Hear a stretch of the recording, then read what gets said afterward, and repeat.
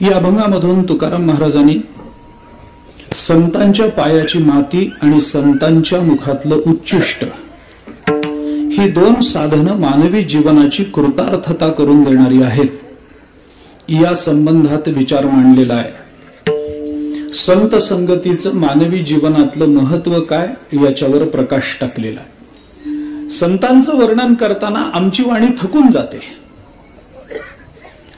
आमची वाणी श्रांत होते, आमची वाणी शांत होते। कशामुळे होते? संतांबद्दल बोलता बोलता बोलता आमच्या वाणीला थकवा येतो, ती शांत होऊन जाते, तिला पुढे बोलता येत नाही। हे कशामुळे होतं? महिमानम यद उत्कीर्त्य तव संह्रियते वचः, कालिदास म्हणतात संतांचं महिमान गाता गाता आमची वाणी थकते। कशामुळे? श्रमेण तद शक्त्यावा, केवळ श्रम झाले म्हणून ती अशक्त होते, त्यांच्यातले गुण संपले म्हणून ती थांबत नसते। विठ्ठला काय केलं? संतांनी आपल्याला ग्रंथ हातामध्ये दिले, पण ते ग्रंथ समजण्याची व्यवस्था काहीतरी करावी लागेल की नाही? ज्ञानेश्वरी वाचा वाचा वाचा वाचा, कधीतरी मुक्त होईलच मनुष्य। गाथा न कळली तरी वाचा वाचा वाचा, कधीतरी तुकोबाराय कृपा करतीलच, करतील नाही तर काय त्यांना कळायचं असतं? न कळलं म्हणून काय बिघडलं? तुकोबाराय कोण? त्या तुकोबारायांच्या जीवनचरित्रामध्ये एका कचेश्वर ब्रह्मे नावाच्या भक्ताची कथा येते। आपल्याला ऐकून माहिती आहे का नाही मला माहिती नाही, पण कचेश्वर ब्रह्मे नावाचे एक फार श्रीमंत गृहस्थ त्या काळामध्ये होते, चाकणला राहत असत। त्यांना रोग झाला, एक त्वचेचा रोग झाला। रोग झाल्यानंतर वैद्यांनी त्यांना सांगितलं की या रोगावरचं जवळजवळ सगळे प्रयोग माझे औषधाचे करून झालेत, आता माझ्याकडे औषध नाही, तुमचा रोग वाढत चाललाय, मला नाही वाटत तुम्ही या रोगातून बाहेर पडाल, तुमचं मरण जवळ आलंय असं समजा, वैद्यांनी सांगितलं। मग आता करायचं काय? श्रीमंती होती, काही द्रव्य होतं जवळ, करायचं काय?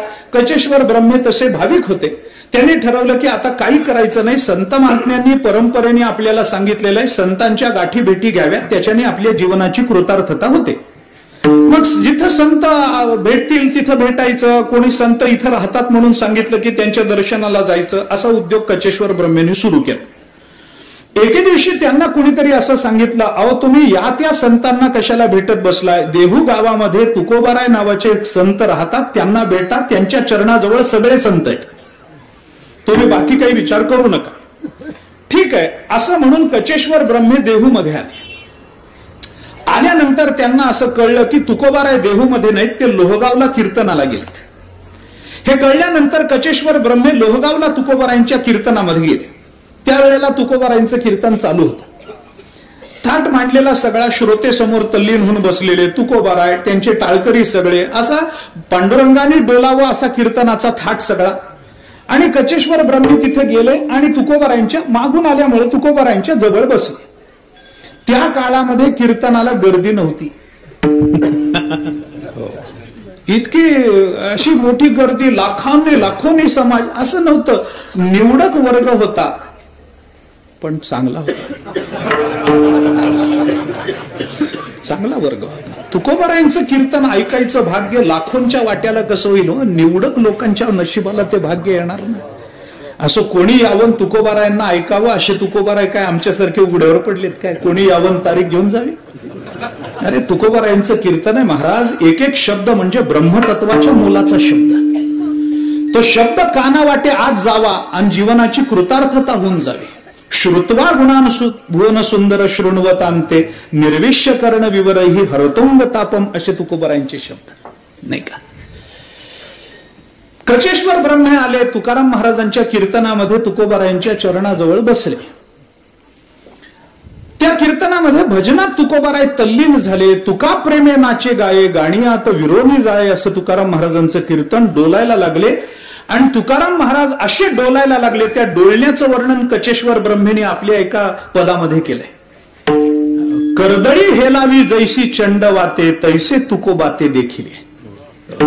कचेश्वर ब्रह्मे म्हणतात, सोसाट्याच्या वाऱ्यामध्ये कर्दळी हेलावी, अशी जशी पूर्ण इकडून तिकडे डोलावी, तसं तुकाराम महाराज नामस्मरणामध्ये असे डोलत होते। आणि डोलता डोलता कचेश्वर ब्रह्मांना भीती वाटायला लागली की डोलताना यांचं देहभान विसरले, हे जर पडले तर. म्हणून डोलता डोलता आता हे पडतील की काय असं म्हणून त्यांना भीती वाटली. कचेश्वर ब्रह्मे पटकन उभे राहिले आणि तुकोबारायांना त्यांनी असं हाताने धरलं. तेवढाच तुकोबारायांचा स्पर्श झाला आणि त्यांचा रोगच निघून गेला. विठ्ठला.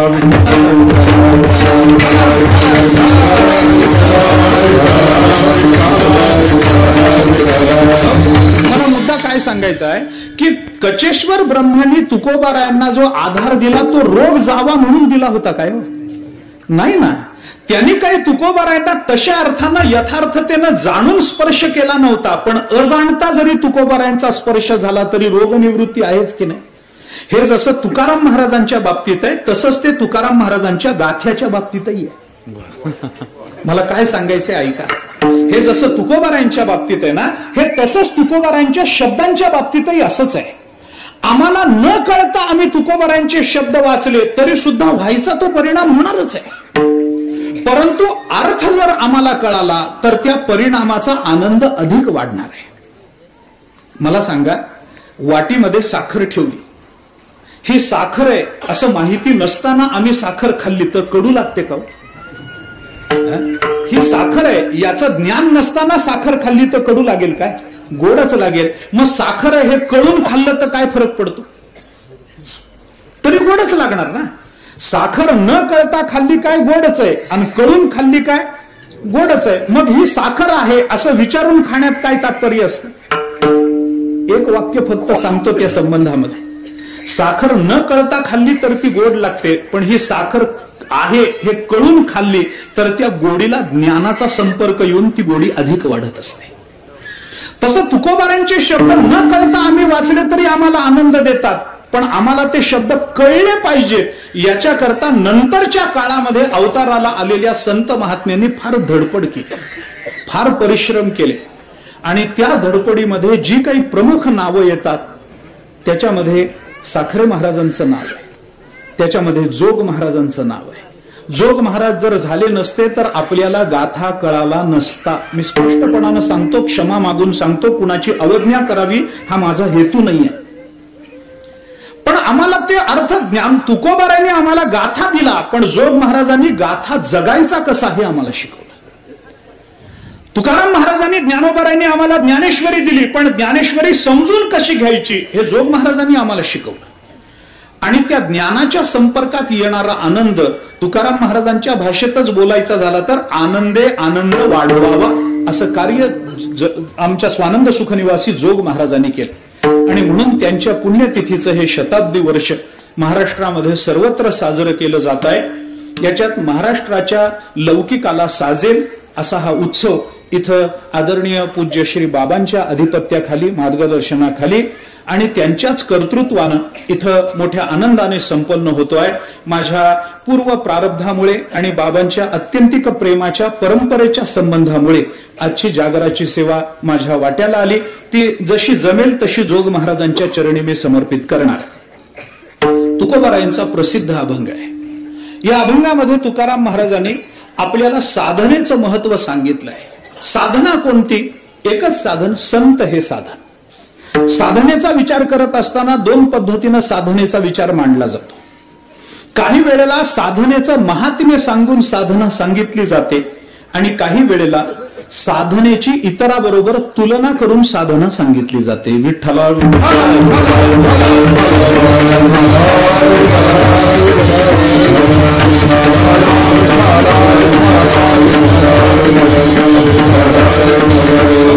याचा विस्तार करत नाही, पण प्रस्तुत अभंगामध्ये तुकाराम महाराज अन्य साधनांची संत या साधनेची तुलना करून आपल्याला काही विचार सांगतात. कारण महात्म्य सांगून माणसाला ते कळत नाही, कुठंतरी त्याची तुलना करावी लागते तर माणसाला ते कळतं. मी आपल्याला साधं उदाहरण म्हणून सांगून जातो, जास्त लांबवण्याचं कारण नाही, सरळ उदाहरण म्हणून सांगून जातो. हरिपाठामध्ये ज्ञानेश्वर महाराजांनी नामाचा दोन पद्धतीने विचार केलाय, एक तत्व म्हणून आणि एक साधन म्हणून. नाम तत्वही आहे आणि नाम साधनही आहे. एक तत्व नाम आहे का नाही? तिथं गगनाहुनी वाढ, इथं तत्व म्हणून नामाचा विचार झाला. पण गगनाहुनी वाढ नाम आहे, एक तत्व नाम असं म्हणून जर तत्वाचा आम्ही विचार करायला लागलो तर ते तत्व आम्हाला कळत नाही, ते तत्व सामान्य माणसाला कळणार नाही. अरे तुम्ही मुळातच हरिपाठाची रचना असोनी संसारी याच्याकरता करता, मग त्याला तत्व कळणार कसं? मग ते तत्व जर त्याला कळणार नसेल तर त्या तत्वाचा विचार करत असताना आपल्याला जे माहिती आहे त्या तुलनेमध्ये त्या तत्वाला आणायचं आणि मग त्याची महती सांगायची. असा महती सांगण्याचा दुसरा एक प्रकार असतो. मी आपल्याला प्रमाण देऊन जातो, त्याचं अधिक बोलण्याचं कारण नाही. ज्ञानोबाराय जसं नामाला तत्व म्हणतात, नामाला ज्या पद्धतीनं तत्व म्हणतात आणि तत्वाचं म्हणून महत्व आपल्याला सांगतात, आपल्याला कळत नाही ना, मग इतरांबरोबर त्याची तुलना करून नामाचं महत्व सांगा, ते जास्त महत्वाचं आहे, ते जास्त लवकर पटतं. छोटस उदाहरण प्रपंचातलं सांगेन आणि पुढे जाईल. एखाद्या वेळेला घरामध्ये बायको काहीतरी चांगला पदार्थ करते, चांगला पदार्थ करते, नवऱ्याला वाढते आणि वाढल्यानंतर नवऱ्याला विचारते कसा झाला. नवरा काय म्हणतो, फार सुंदर, फार सुंदर, छान झाला, उत्तम झाला, सुंदर झाला. एवढं म्हटलं आणि समाधान झालं तर तिला बायको म्हणता येईल का? नुसतं पदार्थाचं म्हणून वर्णन केलं तर बायकोला त्याचं समाधान नसतं. मग काय म्हणावं लागतं, असा पदार्थ आपल्या गल्लीत कोणीच करू शकत नाही, मग तिला समाधान. असं पदार्थ कसा झाला, फार छान झाला असं म्हटलं तर आनंद मिळत नाही तिला. मग अगं माझ्या आईलाही जमत नाही असं म्हणलं की सासूच्या आपण 2 पावलं पुढं, तिला समाधान मिळतं. तसं तत्व म्हणून नामाचा विचार केला तर लोकांना कळणार नाही. मग त्याच्याकरता त्याची तुलना करा, त्याची तुलना करा. योग याग क्रिया धर्म धर्मे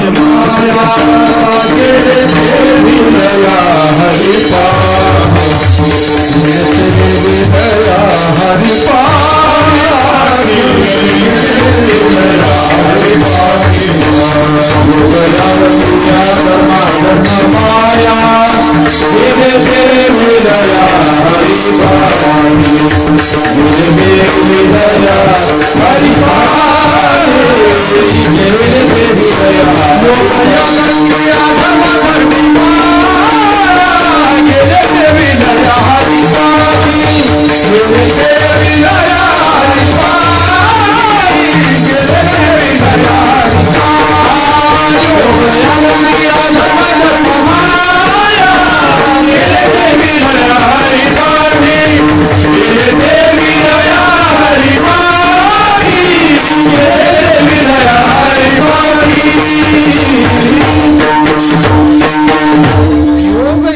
क्रिया धर्माधर्म, हे योग यागाची तुलना करायचं काय कारण आहे? ही केल्याशिवाय आपल्याला कळत नाही, कारण आपल्याला योग म्हणजे मोठा वाटतो, पण नाम योगापेक्षा मोठा आहे हे सांगण्याकरता तुलना करावी लागते. नुसतं तत्व म्हणून सांगून चालत नाही, माणसाला कळत नाही.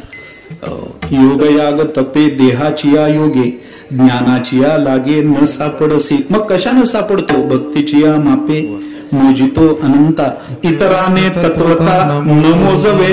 इतराने न मोजवे म्हटलं की मग त्याचं महत्व आपल्याला कळायला लागतं. मी हे कशा करता सांगतो ऐका. अशी अनेक प्रमाणे हरिपाठामध्ये आपल्याला पुष्कळ बघायला मिळते. तीर्थव्रत नेम भावे विण सिद्धी, तीर्थाचे तुलना. अरे कशासाठी नामाची तुलना? तुलना केल्याशिवाय सामान्य माणसाला कळत नाही, ही सामान्य जनाची अडचण आहे. आणि म्हणून तुकोबाराय प्रस्तुत अभंगामध्ये आपल्याला जी साधन परंपरा सांगतात त्या साधनेमध्ये एक महत्वाचं साधन तुकाराम महाराजांनी सांगितलंय, ते साधन म्हणजे संत. आता संत एवढंच साधन आहे का? एवढंच साधन नाही. तुकाराम महाराजांना एवढंच साधन म्हणायचं नाही, पण आता ढोबळमानानं प्रस्तावनेमध्ये आपण संत हे साधन म्हणा. संत हे साधन आहेत का? संत हे म्हटलं तर साधन आहेत, म्हटलं तर साध्य आहे. आपल्याला याची प्रमाण पुष्कळ देता येतील, सगळीच आता देतो असं नाही. परंतु संतांना साधन म्हटलं गेलं का? साधन म्हटलं गेलं कारण संतांशिवाय आपल्याला परब्रह्म स्वरूपाची प्राप्ती करून देणारं इतर दुसरं कोणी नाही, म्हणून संतांच्या माध्यमातून आपल्याला परमात्म्याची प्राप्ती होते म्हणून. हे सरळ उत्तर आपल्याला पाहता येतं.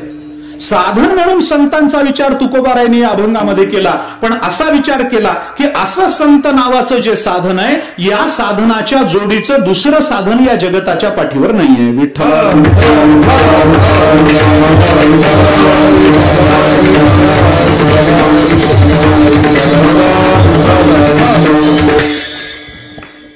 सर्व साधनं सांगणारा वेद सुद्धा संतांशिवाय दुसऱ्या साधनेला मान्यता देत नाही. नाथ महाराजांचं चिंतन, संताविन प्राप्ती नाही, ऐसे वेद देती ग्वाही, ऐसे वेद देती ग्वाही, ऐसे वेद देती ग्वाही. संताविन प्राप्ती नाही, ऐसे वेद देती ग्वाही, ऐसे वेद देती ग्वाही, ऐसे वेद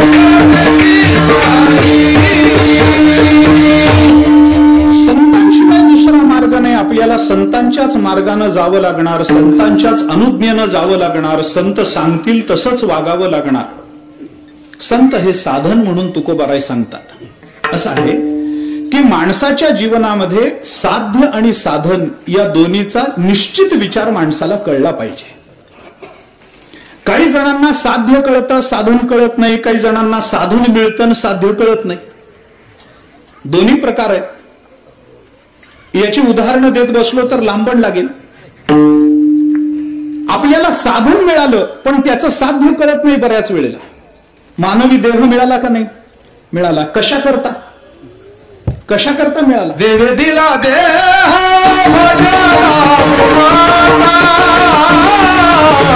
सोया झाला फाटा बाजीचा, सोया झाला फाटा बाजीचा.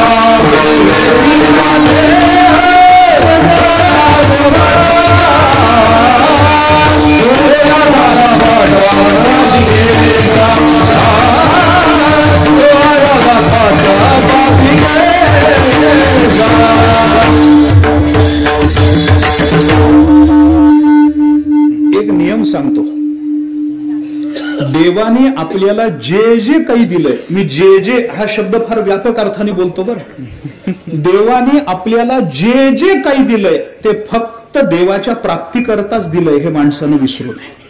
ते काही असेल, संपत्ती असेल, सत्ता असेल, आयुष्य असेल, देह असेल, विचार असेल, बुद्धी असेल, मन असेल, काय वाटेल ते असेल. याच्या पुढे जाऊन बोलू, मुलं असतील, बायको असेल, कशा करता दिलं? काही असेल. बायका पोरं देवाने दिली का? बायका म्हणजे बायको पोरं देवाने दिली कशा करता? अनेक वचने मला म्हणायचंच नव्हतं तसे, पण बायको मुलं देवाने दिली कशा करता? एवढ्याच करता दिली की तिच्या बरोबर उत्तम संसार करून आपल्याला परमात्मा प्राप्ती करून घेता येईल. दुसरा मार्ग नाही. कशा करताच दिलं नाही दुसरं काही.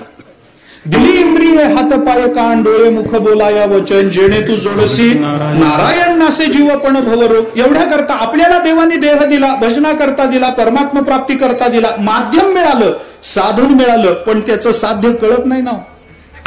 त्याचं साध्य कळत नाही बऱ्याच वेळेला. आणि बऱ्याच वेळेला साध्य ठरतं पण त्याचं साधन कळत नाही. असं दोन्ही अडचणीच आहे. एक नियम म्हणून मी आपल्याला सांगतो परमार्थातला, माणसाला प्रपंच असो अथवा परमार्थ असो, साध्यही कळलं पाहिजे आणि साधनही कळलं पाहिजे. का कळलं पाहिजे? मी एक साधा नियम सांगतो. कारण त्याचं असं आहे की साध्याचं अज्ञान साधन चुकवत असतं आणि चुकलेलं साधन माणसाला साध्यापर्यंत पोचू देत नसतं. म्हणून विठ्ठला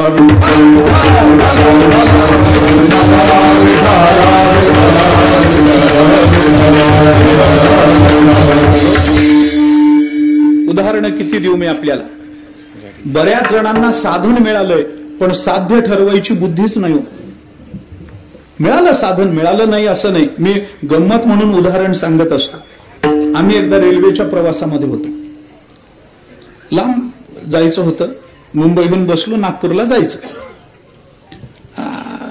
ते पूर्वी दादर नागपूर रेल्वे नव्हती, मनमाडला बदलावी लागायची. मग आम्ही मनमाडला आलो, मुंबईहून उतरलो, मुंबईहून बसलो, मनमाडला उतरलो आणि पुढे जाणारी नागपूरची गाडी आम्ही पकडली. डब्यामध्ये जाऊन बसलो, स्थिर स्थावर झालो. सुरुवातीची 40 गाव वगैरे स्टेशन आहेत ती मागे पडायला लागली. आमच्या डब्यामध्ये आम्ही बघितलं 2 उत्तर प्रदेशातले बैरागी साधू होते. दाढी वाढलेली, जटावाड, भगवे कपडे, कफनी, हातामध्ये चिमटा, खडावा, कमंडलू हातामध्ये, कमंडलू मध्ये मोबाईल. साधू आहेत ना, असं काय करतात. मग असं तो सगळा जामनिमा त्यांच्या बरोबर. मग ते साधू आमच्या बरोबर डब्यामध्ये होते. मग गाडी सुरू झाली. ते साधू आमच्याकडे बघतात, आम्ही त्यांना बघितलं, थोडं सूचक हसलो, तेही हसले. साधूने आम्हाला सहज विचारलं, बेटा किधर जा रहे हो? आता ते उत्तर प्रदेशातले. कुठं आले होते? इकडे देव जाणे. बेटा किधर जा रहे हो? आम्ही आपली लहान, किधर जा रहे हो बेटा? मी सांगितलं, बाबाजी हम नागपूर जा रहे हैं. नागपूरला. त्यांनी विचारलं, मी विचारलं, बाबाजी आपको कहाँ जाना है? त्यांनी काय सांगत? तो म्हणाला, बेटा हमें बंबई जाना है. बसला नागपूरच्या गाडीत, आम्हाला सांगतो बंबई जाना है. मला थोडं आश्चर्य वाटलं. म्हटलं काय दिशाभूल झाली का काय झालं? मनमाडला उतरल्यानंतर ही गाडी कुठं, ती गाडी कुठं, मुंबई कोणत्या दिशेला, नागपूर कोणत्या, कळलं नसेल. होतं, परराज्यातून आलेला माणूस आहे, त्याला काय इथली दिशा कळणार आहे? ठीक आहे बाबा, कळलं नसेल. म्हणून मी त्यांना म्हटलं की बाबाजी आप बंबई जाना है आपको? हाँ म्हणे, बेटा हमें बंबई जाना है. मी त्यांना म्हटलं की अरे ये गाड़ी तो नागपुर जा रही है, आप कह रहे हैं हमें बंबई जाना है. मनमाड़ के प्लेटफॉर्म पर बंबई की ओर जाने वाली गाड़ी खड़ी थी, उसमें बैठ जाते, बंबई पहुंच जाते आप. ये गाड़ी तो नागपुर जा रही है, कह रहे बंबई जाना है. मनमाडच्या प्लॅटफॉर्मवर उभी होती गाडी, त्या गाडीमध्ये बसला असता तर मुंबईला गेला असता. ही गाडी चालली नागपूरला, मुंबईला कशी? त्यांनी काय उत्तर द्या? तो म्हणाला, बेटा वो गाड़ी में भीड़ बहुत थी, ये गाड़ी खुली थी, इसमें बैठ गए. आता याच्या बाप जन्मात पोचल का हो? मुंबईला साधू झाला म्हणून काय गावं बदलील काय? साधू झाला म्हणजे काय झालं? काय नामदेव आहेत काय देऊळ फिरवायला? शक्य आहे का? मी त्याला, मलाच आश्चर्य वाटलं. अरे मग चालला नागपूरला, म्हणतो मुंबईला जायचंय. मला चिंता, त्याला काही चिंता नव्हती, मला चिंता. गृहस्थाश्रमी असण्याचा फायदा. मला चिंता. मी त्यांना म्हटलं, बाबाजी गाड़ी जा रही है नागपुर, आप कह रहे हैं बंबई जाना है, तो गाड़ी नागपुर पहुंचेगी तो आपको नागपुर में उतरना पड़ेगा, तो बंबई नहीं पहुंच पाएंगे आप, कैसा होगा आपका? मला चिंता. तुम्ही आता मुंबईला जायचं म्हणतात. मला वाटलं याची मुंबईमध्ये काही काम, कारण साधू असल्यामुळे कोर्टातले खटले फार, हायकोर्टात सुप्रीम ते फार असतं साधू म्हटलं की. मग मला वाटलं ह्याचं काही मुंबईमध्ये काम असेल, काही अमुक असेल, आडला असेल, काय करावं? मी त्यांना म्हटलं की ही गाडी चालली नागपूरला, तुम्ही मुंबईला जायचं म्हणता, मुंबईत तुमचं काही काम असेल तर काम होऊ शकणार नाही. आता मला चिंता, बंबई नहीं पहुंच पाएंगे आप. त्यांनी काय उत्तर द्या? तो म्हणला, अरे बेटा नागपूर क्या बंबई क्या, कहीं भी जाके भीख ही मांगना है, किधर भी लेके चलो. आता याला काय कराल मला सांगा? गाडी मिळाली पण गाव ठरवण्याची बुद्धी अनेकांना नसते. मला सांगायचंय, साधन मिळतं माणसाला. अरे देह नावाचं साधन देवाने आपल्याला दिलं, पण तो देह आपण वाऱ्यावरच सोडून चाललो ना. वाऱ्यावरच चालला हा देह. कशा करता चालला काही आपल्याला त्याच्याकडे काही घेणं देणंच नाही. तास चालला, आयुष्य चाललं तरी मुखामध्ये अजून रामकृष्ण हरी येत नाही म्हणजे काय चाललं? जीवन सगळं संपत आलं तरी अजून हातात ज्ञानेश्वरी नाही, अजून हातामध्ये गाथा नाही, अजून हरिपाठ नाही, अजून रामकृष्ण हरीचं भजन नाही. मग काय? देवाने आम्हाला साधन दिलं पण आम्हाला साध्य ठरवायची बुद्धी नाही, असंच म्हणावं लागेल की नाही? उदाहरण सांगतो की काय.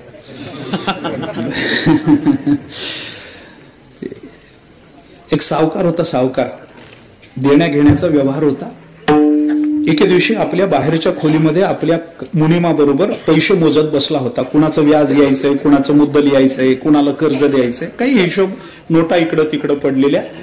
त्यांचं ते काम चालू असताना त्या मालकाचा थोडा एक लहान 5-7 वर्षाचा मुलगा खेळत खेळत तिथं आला आणि नोटा इकडं तिकडं पडल्या होत्या. त्याच्यातली एक हिरव्या रंगाची नोट उचलली. हिरवी म्हणजे कळतात? हिरव्या रंगाची. आता ते गुलाबी बंद व्हायच्या मार्गावर आहेत म्हणून हिरवी म्हणतो. तर ते हिरव्या रंग एक नोट उचलली.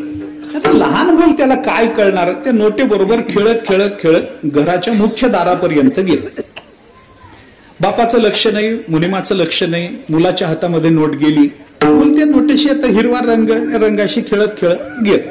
दारामध्ये जाऊन उभं राहिलं. समोरून वाहणारा रस्ता, गाड्या चालल्या, माणसं चालली. एका माणसाने बघितलं मुलगा एकटा आहे. बरोबर कुणी वडीलधार माणूस नाही.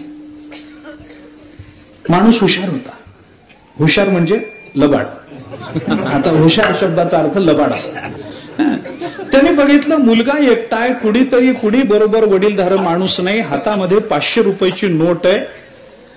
त्याला वाटलं बस बस, हीच संधी आहे, हीच वेळ आहे.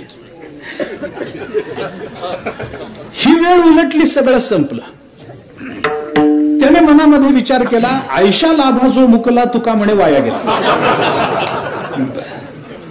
मुलाजवळ आला, मुलाला सांगितलं, बाळा तो तुझ्या हातातला कागद मला देऊन टाक. आता ती लहान मूल घरातून खेळत खेळत आणलं. तो म्हणला, वा वा, तुम्हाला का देईन, माझा आहे, तुम्हाला का देऊ, मी ओळख नाही काही नाही, लहान मूल कसं कोणाला एकदम देईल. तो म्हणला, नाही नाही, माझा कागद आहे, मला आवडलेला आहे, रंग आवडलाय, माझा आहे, मी देणार नाही. माणूस हुशार, त्यांनी जबरदस्ती केली नाही. शेजारच्या दुकानामध्ये गेला, 25 पैशाच्या लिमलेटच्या गोळ्या घेतल्या, गेला आणि त्या मुलासमोर मूठ उघडली. बघ माझ्या हातामध्ये काय, तांबड्या निळ्या हिरव्या पिवळ्या गोळ्या बघितल्या बरोबर ते काका मला द्या ना, मला द्या ना, मला द्या ना म्हटल्याबरोबर त्या माणसा, मग तो कागद मला देऊन टाक. पोरानं राजी खुशीनं अक्कल हुशारीनं 25 पैशाच्या लिमलेटच्या गोळ्याच्या मोबदल्यामध्ये 500 रुपयाची नोट त्याला देऊन टाकली. माझा दृष्टांत संपला. मला काही पुढचं घेणं देणं नाही. माझा मुद्दा इतकाच आहे की मुलाला नोट मिळाली का कळाली? मिळाली, कळाली नाही. कळाली असती तर 25 पैशाच्या मोबदल्यामध्ये कोणी 500 रुपये देतं का? कोणी देत नाही. तसं माणसाचा देह आपल्याला मिळाला का कळाला? मिळाला. कळाला असता तर 2 मिनिटाच्या तंबाखूच्या सुखासाठी वाया घालवला नसता ना. म्हणजे हे काय झालं, 25 पैशाच्या मोबदल्यामध्ये 500 रुपयाची नोट देण्याचा मूर्खपणा झालाच की झालाच की नाही. 2 मिनिटाच्या बिडीच्या तंबाखूच्या सुखासाठी जर मनुष्य आपला देह ओवाळून टाकत असेल तर देवे दिला देह भजना गोमटा कशा करता, कशा करता? मग देवे दिला देह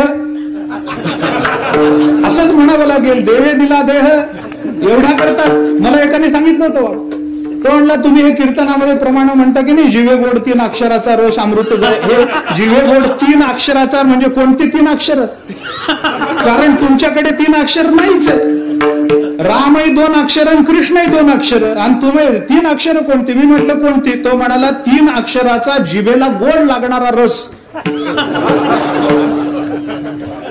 तंबाखू जिवे गोड 3 अक्षराचा रस. काय येडेपण आहे मला सांगा. आपल्याला साधन मिळतं पण बऱ्याच वेळेला त्याचं साध्य कळत नाही, आणि बऱ्याच लोकांना साध्य कळतं पण त्याचं साधन मिळत नाही. याच्याकरता साध्य आणि साधन याचा सारासार विचार आमच्या जीवनामध्ये निर्माण झाला पाहिजे. याच्याकरता तुकोबाराय आपल्याला साधनही सांगतात, तुकोबाराय आपल्याला साध्यही सांगतात. आम्हाला साधन परंपरा सांगावी लागते, कारण साधनं जर सांगितली नाहीत तर चालत नाही. कलियुग हे असं विचित्र युग आहे की या युगामध्ये सगळी साधनं करण्या इतपत वेळ माणसाच्या हातामध्ये नाही. वेळ हातामध्ये नाही म्हणण्यापेक्षा तेवढा वेळाचं आयुष्यच त्याला नाही. कमी, अल्प, फार अल्प, अल्प आयुष्य मानव दे. शतगणिले ते अर्धरात्र खाय, मध्ये बाळत्व पीडा रोग क्षय काय, भजनासी उरले ते पाय. आपण नेहमी प्रमाण देतो, प्रमाण थोडी कमी म्हणतो. वेळेच्या मर्यादेत संपवायचं म्हणून थोडी कमी म्हणतो. विचार करा, म्हणतच नाही असं नाही, थोडी कमी म्हणतो. एवढी सगळी म्हणून 12 स्कंधामध्ये, भागवताच्या 12 स्कंधामध्ये भगवान शुकाचार्य परीक्षितीला कलियुगाचं महात्म्य सांगताना एक फार चांगलं महात्म्य सांगतात. कलेर दोष निधे राजन हस्ती एको महान गुण हा कृष्ण कीर्तनादेव कृष्णस्य मुक्त संघ परम व्रजेत, असं शुकाचार्यांच्या मुखामध्ये श्लोक आहे 12 स्कंधात. कलेर दोष निधे राजन असती एको महान गुण हा. हे कलियुग म्हणजे अनेक गुणा दोषांची खाण आहे, पण तरी या कलियुगामध्ये एक चांगला गुण आहे. काय? कीर्तनादेव कृष्णस्य मुक्त संघ परम व्रजे. फक्त भगवंताच्या नामचिंतनानं. आपण म्हणतो कलियुगा माजिक वगैरे वगैरे ही प्रमाण आता देत नाही मी, कारण सगळ्याच गाथ्यामध्ये प्रमाण मानली गेली नाही ही प्रमाण, म्हणून देत नाही. तर जे काही असेल ते, पण सततम कीर्तयंतो माम यतम तश्च दृढव्रता. हे साधन कसं? हे साधन आपल्याला या युगापुरतं सांगितलेलं साधन आहे. काही काही साधनांना मर्यादा असते, म्हणून साधन म्हणजे काय हे आपण लक्षात घेतलं पाहिजे. तुकोबाराय आपल्याला या अभंगामध्ये संत नावाचं साधन सांगतात. बरं, नुसतं संत नावाचं साधन तुकोबारायांनी सांगितलं नाही. संत नावाचं साधन स्वीकारा असं म्हटलं नाही. 2 साधनं तुकोबारायांनी सांगितली. एक साधन सांगितलं उच्चिष्ट, दुसरं साधन सांगितलं माती. 2 साधनात संतांच्या पायाची माती हे एक साधन, आणि संतांच्या मुखातलं उच्चिष्ट हे दुसरं साधन. या 2 साधनांचा विचार तुकोबारायांनी प्रस्तुत अभंगामध्ये केलाय. मला तेवढाच विचार मांडायचा. ही साधनं कशी आहेत? तुकाराम महाराज याची तुलना अन्यांबरोबर करून आपल्याला सांगतात की बाबा या साधनांना तुम्ही जोडून घ्या, याशी जोडा दुजे काहीचे. तुकाराम महाराज बोलतात ना, अरे एवढं एक साधन करा, दुसरं साधन करण्याचं तुम्हाला काही कारण नाही. हे एक साधन केलं, सगळं त्याच्यामध्ये येऊन गेलं. सर्व साधनाची सार,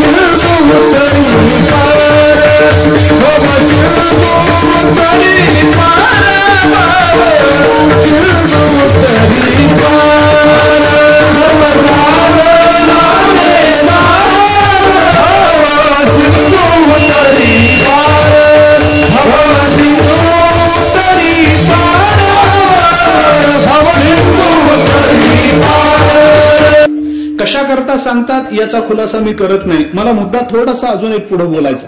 संत महात्मे ज्या वेळेला आपल्याला एखादं साधन सांगतात तेव्हा साधन सांगणं म्हणजे नेमकं काय असतं, साधनेचं साधनत्व कशात लपलेलं असतं हे ओळखलं पाहिजे.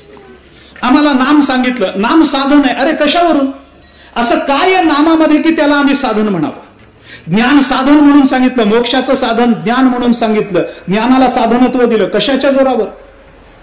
यम नियम आसन प्राणायाम प्रत्याहार याला साधन रूपता आली, कशाच्या जोरावर. कर्माला साधन रूपता आली अंतःकरण शुद्धी करता, कशाच्या जोरावर. काहीतरी त्याला साधनेचं साधन रूपत्व कशावर असतं हे आपल्याला कळलं पाहिजे. नाही तर हे सांगतात हे साधन आहे म्हटलं की साधन आहे. अरे पण साधन आहे म्हटलं तरी नुसतं साधन म्हणून चालत नाही ना. मुंबईला जाणारा मनुष्य मुंबईच्या एसटी मध्ये बसेल तर मुंबईला पोहोचेल का औरंगाबादच्या एसटी मध्ये बसेल तर. अरे ती एसटी आहे ही एसटी आहे, दोन्ही साधनच आहेत, पण साधनं दोन्ही असली तरी आपल्या साध्यापर्यंत नेणारं विवक्षित साधन असतं ना. याचा विचार केला पाहिजे. याकरता म्हणून साधनेचं साधनत्व कशात आहे, साध्याचं साध्यत्व कशात आहे याचा विचार वेदांताने आपल्याला सांगितलाय. मला विस्तारानं बोलायचं नाही, साध्याचं साध्यत्व कशात आहे बोलण्याचं कारण नाही. सरळ सांगायचं झालं तर सरळ सांगून जातो. माणसाला त्याची इच्छा असली पाहिजे. एक साध्यत्व कशात येतं त्याच्याकरता सांगतो. तीन गोष्टी आपल्याला त्याची इच्छा असली पाहिजे. एक साधनेनं ते प्राप्त झालं पाहिजे. दोन आणि ते मिळाल्यानंतर दुसऱ्या कशाचीही अपेक्षा न राहिली पाहिजे तर त्याला साध्य म्हणतात. विठ्ठला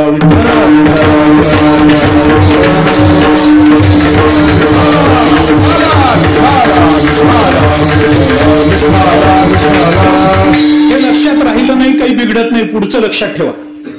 पुढे बोलतो जसं साध्याची साध्यरूपता कशामध्ये आहे याच्याकरता वेदांत काही प्रकार तीन गोष्टी आपल्याला सांगतो, तसं साधनेचं साधनरूपत्व कशामध्ये आहे याच्याकरता सुद्धा तीन गोष्टी लक्षात घेतल्या पाहिजे. साधन कशाला म्हणायचं, साधनेचं साधन रूपत्व कशामध्ये येतं याच्याकरता दोन तीन गोष्टी आपल्याला विचारात घ्याव्या लागतात. तेवढा विचार सांगतो आणि मग संत महात्म्यांच्या पायाची माती आणि संत महात्म्यांच्या मुखातलं उच्चिष्ट हे या तीन वर्गामध्ये बसत असेल तर त्याला साधन म्हणता येऊ शकतं. विठ्ठला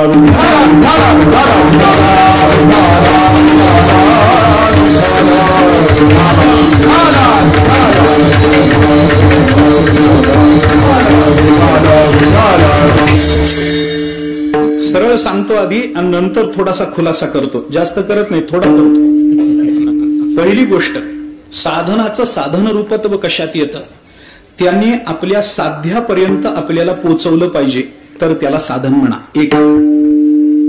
दोन, त्या साधनेचं त्या साध्याचं त्याच्या ठिकाणी नियतत्व असलं पाहिजे. दोन. आणि तिसरी गोष्ट, त्या साधनेने साध्यापर्यंत पोचवल्यानंतर ते साधन संपावं लागतं तर त्याला साधन म्हणतात. साधनेला कालपरिच्छिन्नता असते तर त्याला साधन रूपत्व येतं. जे कालपरिच्छिन्न नसतं आणि अबाधित कालापर्यंत टिकणारं असतं त्याला साध्य म्हणतात, साधन म्हणत नाही. आता हे अवघड चाललंय मला कल्पना आहे, रात्रीची वेळ आहे मला त्याची कल्पना आहे, त्यामुळे मी थोडासा खुलासा करतो. बाकी सगळ्याच गोष्टीचा खुलासा करत नाही, थोड्या सामान्य गोष्टीचा खुलासा करू. आपण स्वीकारलेलं साधन, अरे जे साधन मला सांगा, आपण एसटीत बसलो पंढरपूरला निघालो. पंढरपूरला गेल्यानंतर एसटी धरून ठेवावी लागते का सोडून द्यावी लागते? सोडूनच द्यावी लागते की नाही? आपण पंढरपूरला गेल्यानंतर आपण आपल्या धर्मशाळेत गेलो, वळकटीवर बसून विचार करायला लागलो, आता एसटी पुढे कुठे गेली असेल, माझ्या जागेवर कोण बसला असेल, बसणाऱ्याने उलटी तर केली ना. अरे तुला काय करायचंय, तुझं पंढरपूर आलं ना, विषय संपला ना बाबा. काय करायचंय आता त्या एसटीचा विचार करून? राहील नाही तर परत जाईल, नाही तर दुसऱ्या गावाला जाईल, तुझा विषय संपला ना. पंढरपूर येईपर्यंत एसटी नावाच्या साधनेचा विचार असतो. पंढरपूर आलं की एसटी नावाचं साधन बाजूला झालं, कालपरिच्छिन्नता असते साधनेला. बर, अजून एक प्रकार त्याच्यातला सांगतो. साधनेला साधन रूपत्व कशाने येतं, अजून एक त्याच्यातली गोष्ट सांगतो. ते साधन शास्त्रानुमोदित आणि संतानुचरित असावं तर त्याला साधन म्हटलं जातं. अजून एक प्रकार सांगतो. जशी त्याला कालपरिच्छिन्नता असते तसं त्याला शास्त्रानुमोदित्व लागत असतं. आता मोदित्व कळतं पण शास्त्रानुमोदित्व कळत नाही, म्हणून मग त्याचा खुलासा करतो. मोदित्व कळतं, शास्त्रानुमोदित्व काय असतं? शास्त्रानुमोदित्व आणि संतानुचरित्व हे त्याच्या ठिकाणी असलं पाहिजे. हे दोन गुण साधनेच्या ठिकाणी असले पाहिजे. म्हणजे काय? ते साधन वेदापासून ते संत वाङ्मयापर्यंत कुणीतरी सांगितलेलं असलं पाहिजे आणि कुठल्या तरी संतांच्या जीवनचरित्रामध्ये त्या साधनेचं आचरण झालेलं असलं पाहिजे तर त्याला साधन म्हणता येतं. विठ्ठला विठ्ठला.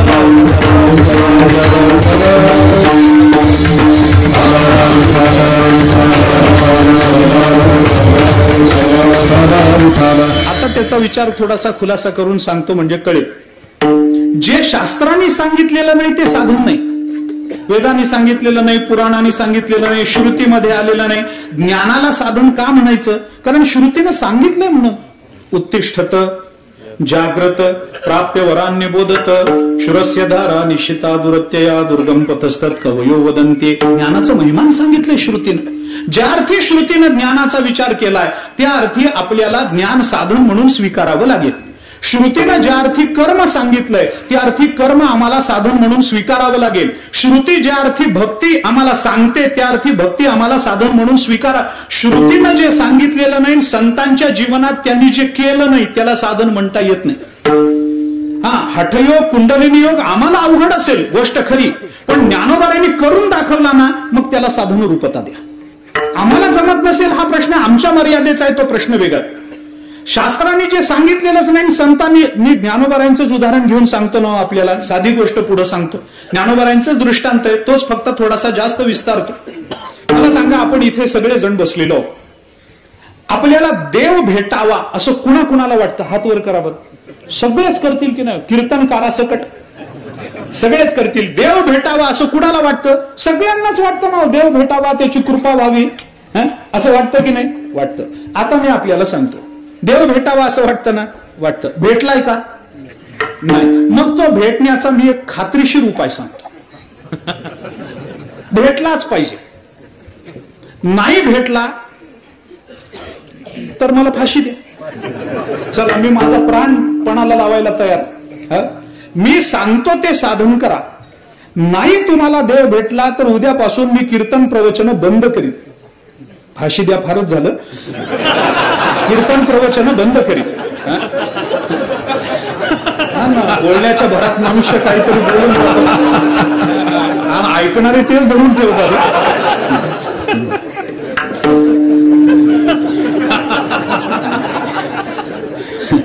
याला वक्तृत्वाभिनिवेश असं म्हणतात. त्या अभिनिवेशामध्ये म्हणून थोडं खाली आहे.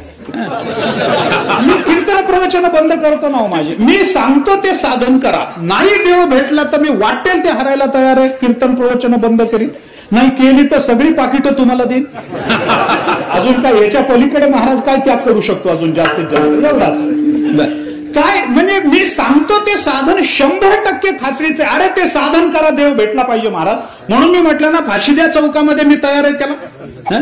काय साधन आहे? काय नाही, सोपं साधन. मी अवघड बोलतच नसतो, मला येतं नाही अवघड बोलता, साधं बोलतो. तुम्हाला देव भेटायची इच्छा आहे ना, मग एक काम करा. काय करा? झोपलेल्या सिंहाच्या नाकातला केस तोडायचा. ज्ञानोबारांनी सांगितलं आपल्याला काय करायचं. झोपलेल्या सिंहाच्या नाकातला केस तोडायचा आणि नागाच्या फण्यावरचा मणी त्याच्यामध्ये ओवून तो केस गळ्यात बांधायचा. देव भेटलाच पाहिजे.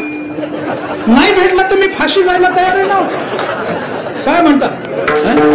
मी कीर्तन बंद करायला तयार आहे माझी. सोपं साधन सांगतो तुम्हाला, अवघड काहीच नाही ना याच्यामध्ये. सोपं साधन सांगतो. झोपलेल्या सिंहाच्या वर का कीर्तन चालू आहे म्हणून झोपलेला सिंहच म्हणतोय मी. झोपलेल्या सिंहाच्या, मेलेल्या नाही, मेलेल्या सिंहाच्या नाकातला नाही, झोपलेला सिंह पाहिजे. त्याच्या जवळ जायचं आणि त्याच्या नाकातला केस तोडायचा. नाकातला केस तोडायचा. आपण जवळ जाऊन त्याच्या नाकातल्या केसाला हात लावल्याबरोबर त्यांनी जर नुसते डोळे उघडले, तिथल्या तिथं भगवत प्राप्ती. परत यायचं कामच नाही. तिथल्या तिथं भगवत स्वरूप होऊन जाईल, आत्मस्वरूप होऊन जाईल. तुका पंढरीशी गेला, पुन्हा जन्मा नाही. बस संपलं. सोपं साधन सांगतो मी, अवघड बोलतच नाही तुम्हाला. नागाच्या फण्यावरचा मणी काढायचा आणि त्याच्यामध्ये ओवायचा. असा साधा नाही, फणा काढलेला नाग पाहिजे. त्याच्या फण्यावरचा मणी म्हटलंय ज्ञानोबारांनी. नागाचा मणी नाही म्हटलं, फण्यावरचा. म्हणजे तो फणा काढून उभा आहे, त्यावेळेला पूर्ण सामर्थ्यानिशी तो तळपतोय, त्यावेळेला त्याच्या फण्यावरचा मणी काढायचा, त्या केसामध्ये ओवायचा आणि तो केस त्या मण्यासकट आपल्या गळ्यामध्ये बांधायचा. भगवत प्राप्ती. आहे का साधन? हे कराल का? करणार नाही. का करणार नाही? या साधनेला साधन रूपता देता येत नाही, कारण हे ज्ञानोबारांनी केलं नाही, तुकोबारांनी केलं नाही. म्हणून विठ्ठल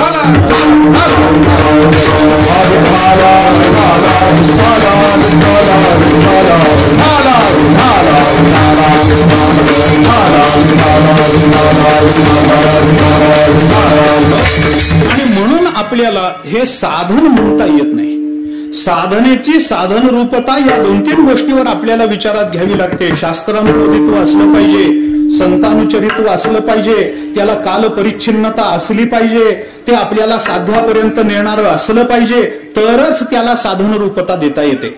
ज्ञानाला का साधन रूपता द्या? ज्ञान मोक्षापर्यंत नेतं. ते संतांनी सांगितलेलं आहे, वेदांनी सांगितलेलं आहे. संतांनी ज्ञानप्राप्ती करून घेतल्याची उदाहरणं आहेत.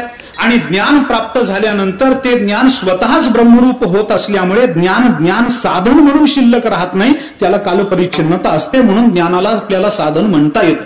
मी हे कशा करता आपल्याला बोललो?